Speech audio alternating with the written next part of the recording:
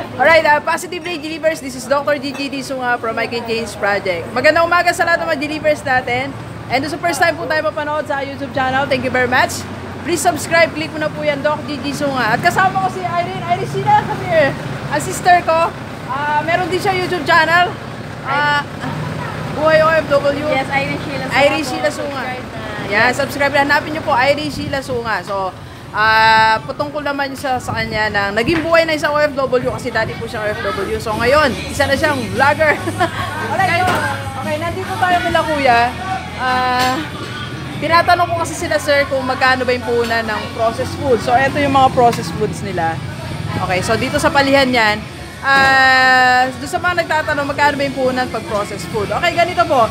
Sa processed food kasi, kailangan meron kang freezer. So, ang freezer is parang 100 plus, something like that. Then, meron kang, yung mga produkto mo, parang at least 100,000.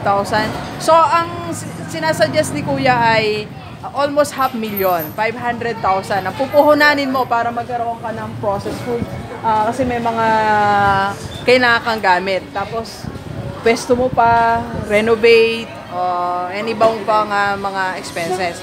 So, yan ang pero sa lahat ng mga nagtatanong, gusto mag-start na kanilang ganyang klase ng negosyo, yan.